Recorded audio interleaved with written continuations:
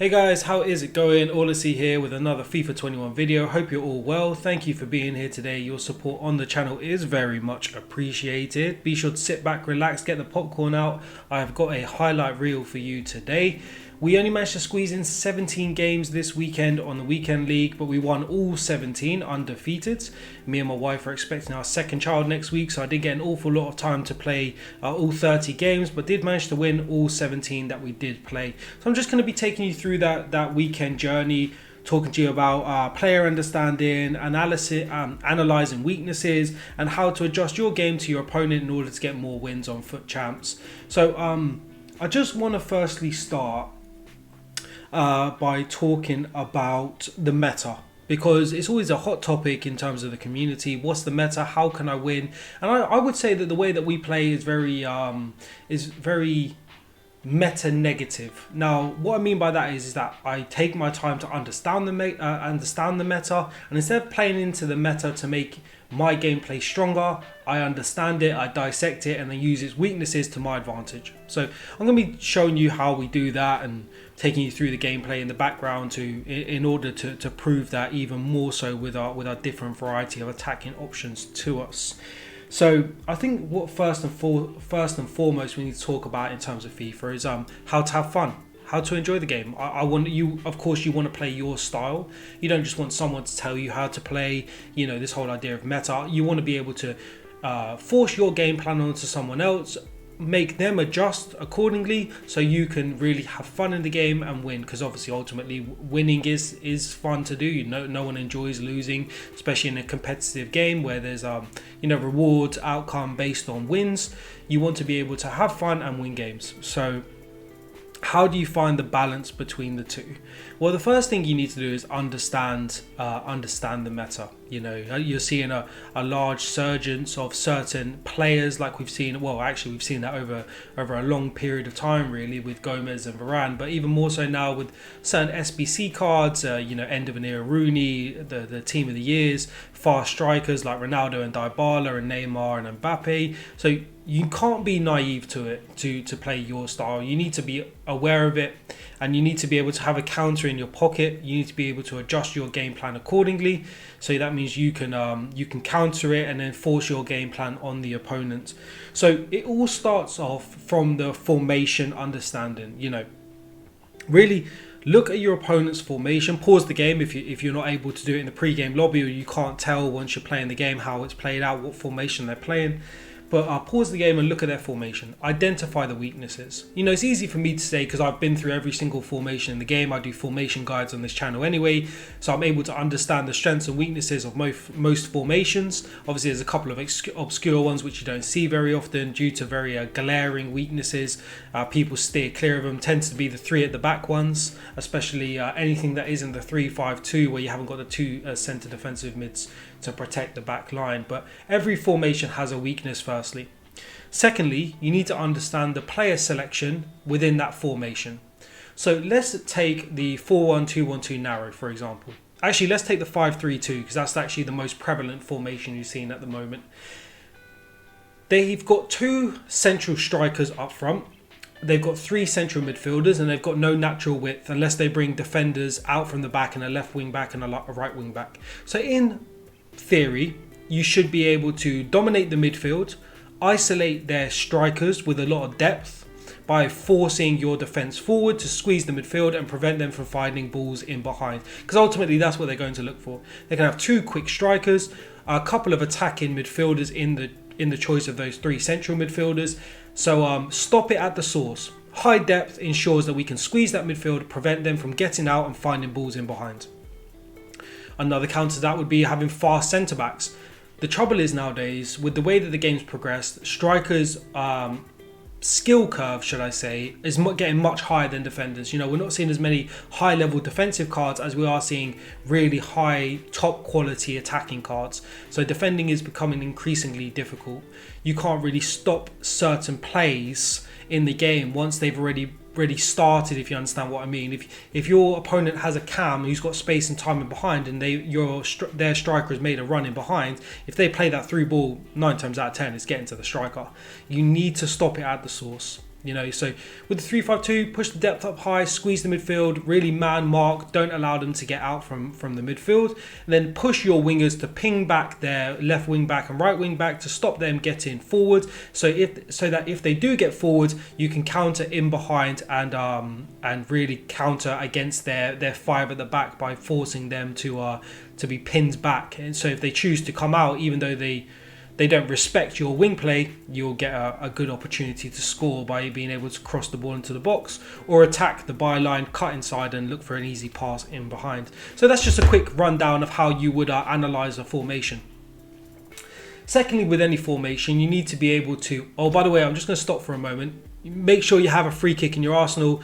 Pulled this one out in a beauty in extra time, so make sure you hit the training ground, get a free kick in your arsenal. It will save you not an awful lot, but it will save you, so make sure you hit the training ground for that one. If you want a tutorial, drop a comment down below and be sure to let me know. I'll be happy to provide you one of those. So getting back to player understanding, you need to respect the player choices that they make inside that formation. So if your opponent is aware that they've got a weakness, they will pick a player that will sort of prevent that weakness from being as exploitable as others. For example, if you've got a 4-1-2-1-2, you've only got one central defensive player. Most people are going to pick like a Kante, so you've got a lot of pace, good defensive awareness, good mobility, so they can also bring the ball out from the defense also. As opposed to having a 2 CDM formation where they could go for one sort of very defense-minded player and then one more of a ball-playing centre defensive player. So in which case you would attack that player that's not the most defensive out of the two. So let me take the formation like the 4-4-2, for example. Most people will line up with an attacking centre midfielder and their defensive one. So you're looking to exploit the least defensive-minded centre midfielder out of the two of them. You know, and not a lot of people go for a very clean balance between the two. So there's always an option to exploit that, which from a natural perspective, the 4-4-2, you wouldn't think that the centre of the pitch is the most easiest place to exploit, but it really can be dependent on player selection. So you need to respect the player selection within their formation. And then really you need to touch on in terms of tactic and understanding. So it's about adjusting your game plan to stop the strengths of your opponent's game plan breaking your defense down too easily.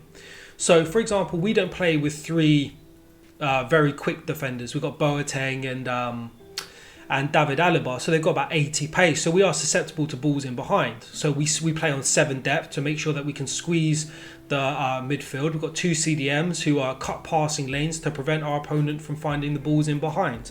But you need to understand that in your tactics, but also be mindful that if your opponent has very quick strikers and plays them with stay forward along with a cam as well, you need to maybe look at dropping your depth back a bit to really be super mindful of those balls in behind, because you may not be able to stop it at the source if they're overrunning you in the midfield. So it's about how the game plays out and then adjusting your tactics accordingly to do so. Most players I ever see, especially in this weekend more so than ever, is that they go into a game with a game plan and they're refusing to change it or adjust it no matter on how the game's playing out. I'm winning games 3-0, 4-0. I'm even winning the game 2-1, but they're not changing their game plan to get themselves back in it. They're not understanding my strengths and what I'm doing, and also how I'm breaking down your weaknesses and exploiting those. No understanding of tactics. Whilst on paper your formation may naturally look like has its strength that counters a weakness of mine, in reality with the tactics set up, it really isn't being played out like that. So you need to be really mindful of how you're analysing the game being played out and adjusting it. Also, over time, whilst I touched on at the very start in terms of you want to have fun in the game and play it your style, you need to have a number of different attacking tools in your repertoire so that you're able to pull one of those out when you need it most. So let me take an example in terms of how you can attack. You can go through the middle, you can find balls in behind, you can cross the ball into the box with a driven cross, or a nice lofted ball into the back post. So you need to have a real balance across the team. You see a lot of times that people go with Neymar and Mbappe up top, they have got no option to cross the ball in. I say not any chance. They do have some chance, but most often than not, they won't win the ball into the box. So you want to have a nice balance of pace, dribbling, passing, a really well-rounded strikers, really well-rounded attack, so you can call upon any of your attacking tools that you've taken the time to go out and learn, and use those in any situation that presents itself. If your opponent is really weak down the wings, you've got an attacker that you can cross the ball into. If they're presenting spaces in behind, you can run into space by having a cam who's got pace, who can run in behind one of your strikers. Make sure you've got a striker who can play in the false 9 position, so they can drop into the midfield and create space in behind for fast wingers. That's just a few examples, but you need to be able to respect all the different attacking options and not just present yourself with one and keep knocking on the door with the exact same attacking option again and again, because against better players who have a number of attacking tools in their toolkit, if you're not aware of these attacking tools, you will just get picked apart once I've realized that and selected that tool to break down your defense. You also need to be mindful of all these different attacking tools that are out and available in the game, so you can adjust your defense accordingly. If they keep attacking your wings, make sure you play with more width and stop them going through the wings. Squeeze the midfield if they're looking for balls in behind. If they've got a lot of height in defense, make sure you've got a tall centre back that you can sub on, who maybe doesn't have as much pace, but their attacker has not got much pace, but they're obviously looking to cross balls into the box. If they've got a cam who keeps making runs from the midfield in behind your defence, put your CDM on, drop between defenders and man mark. It's about knowing all these different attacking options. Time and time again, I see online, this is the meta, play this way and you'll win games. And whilst that will work to some degree, if you've not got the skill set to understand all the other attacking options, whilst your attacking option is very strong, once someone is adjusted to it, we're able to break you down and then force our game plan onto you. And that's really the last thing I want to touch on in the last couple of minutes of this video, which is about forcing your game plan, making the opponent respect the way that you're playing and adjust the way that they're playing. Otherwise, you will just completely punish them. Now, what you're going to see throughout all the clips I placed today from my weekend league is that I adjusted my defense to counter your attack, and then I forced you to defend a certain way. And if you didn't feel comfortable defending that way, I would exploit that even more. If you did adjust your defense and you felt comfortable defending that way, I would then change the way I was attacking to ensure I was looking for another weakness in your defense and force that upon you, that if you didn't respect it, I would score goal after goal. And that's just something I just don't see very often inside this game. And people are constantly wanting to be told how to play so they can win more games, because they feel if they win more games, they will enjoy it. But what they haven't done is taken the time to truly understand all the attacking and defensive options available to you, creating a well-balanced team that has all those attacking options available to it. Whilst I completely understand you're not going to have all of those attacking options available to you, but you can have a large majority of them available. But instead they just keep trying this one powerful technique that will undoubtedly get you goals. And especially with the power curve now towards strikers, with these top tier strikers getting released into the game, it's becoming ever more difficult to stop certain attacking styles. It very much can be. So force your game plan onto another, make them adjust, and if they don't respect it, then you can really dominate the game.